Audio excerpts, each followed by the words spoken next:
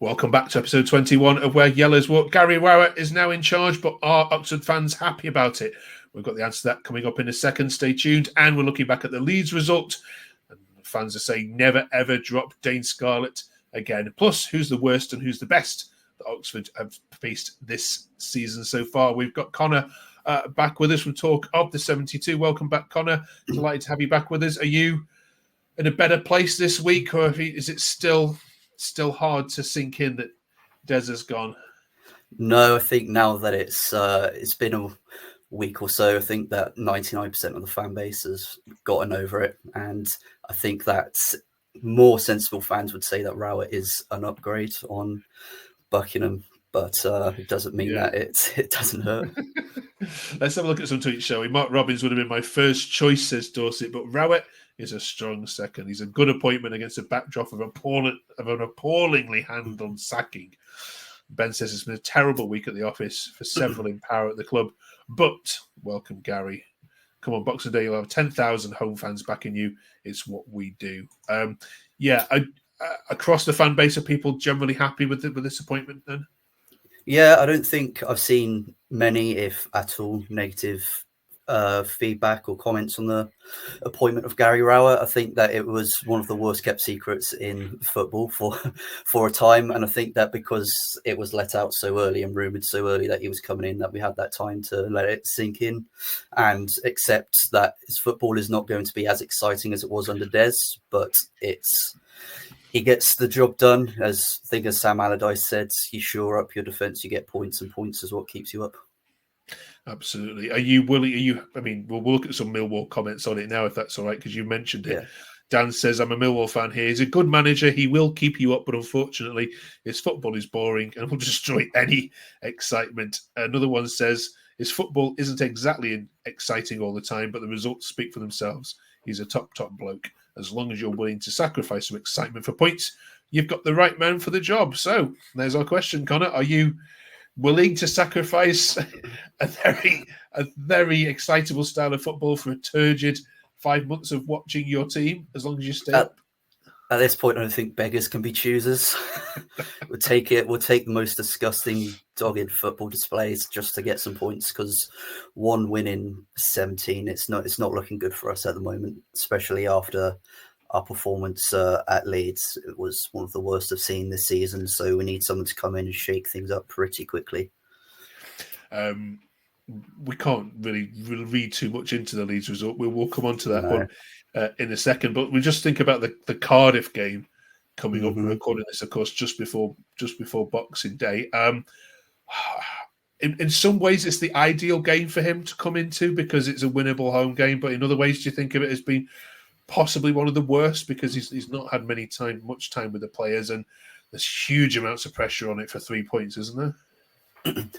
No, I actually think he's coming in at a very, very good time, because not only have we got the Cardiff game on Boxing Day, we've also then got Plymouth at home on the Sunday.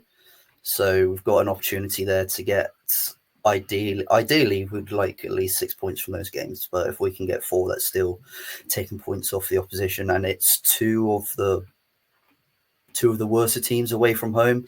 And from recent results, Omar Rizza, he did have a good start there, but ever since he's been given the job permanently, Cardiff have been on the slide down. So hopefully we can capitalise on that. And even if he's working with them, today and tomorrow, hopefully that's enough in there that he can sort something out. Okay, let's have a quick look at the comments from the Leeds game, shall we? Ray says, at least Gary Rowett has now seen there are probably about 6 or 7 players that are not up to the Championship standard. Now the battle begins. John says, we had a lack of quality. There was no energy. There was no commitment. There's no confidence. And some of the players need a reality check. It's a must-win on Boxing Day. And Fred says, don't drop Dane again. We've been here before, Connor, haven't we? Yeah. With Mark Harris and Dane Scarlett debate. Who should start against Cardiff for you? Dane Scarlett. And Dane Scarlett only.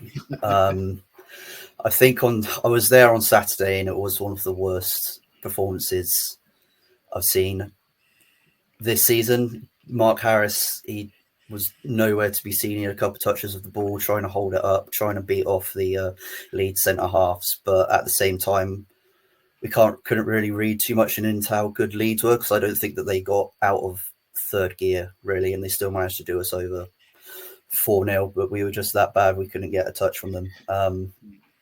There's got Dane Scarlett. Yeah, he's at the moment he's the man that has got to start up front, because other than that, I cannot see where any of our goals are coming from. And it's just to caveat that it's also not completely on Harris, because he's not been getting the service that he needs either.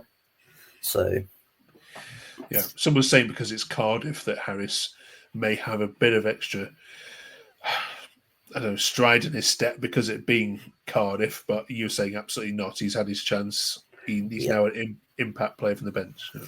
Yeah. All right. Finally, then, this week before we let you go, we want to ask you. We're at the halfway point now. So Oxford have now nearly played all the sides, apart from, of course, Plymouth and Cardiff. So we're asking you who's the best and who's the worst that you faced. Not so much a prediction of who's going up and who's going down, but who's blown you away and who should you have beaten by more? Let's go and start with the worst one, shall we? Who were you not impressed with? The worst team I've seen was QPR, and that says something that we got done over 2-0 by them. It was, first half, we were the least awful out of the two. It wasn't good. It was a horrific game. I wasn't impressed with them whatsoever, but then dropped off in the second half and they capitalised. So, if you don't take your chances, you're not going to score. But then in terms of the best team I've seen, surprisingly not the team that's at the top, Sheffield United, Middlesbrough, by far the best team I've seen so far this season. Their front three is just absolutely electric. It was like watching a tennis match, ball going over the net, one end to the other in lightning speed. That's the best team I've seen so far.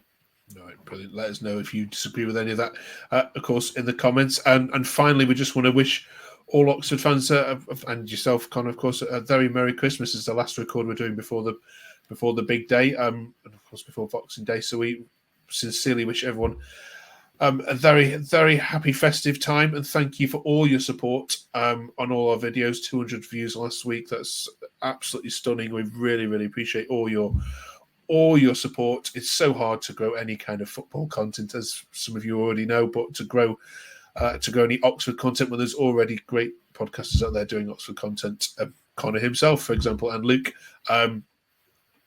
We're just really, really grateful for any comments and all that we've been getting. Have a great Christmas, Connor. Next week we are looking back on 2024 and giving out some awards for the best goal, best player. So join us for that. Otherwise, Merry Christmas, everyone. We'll see you in 7 days' time.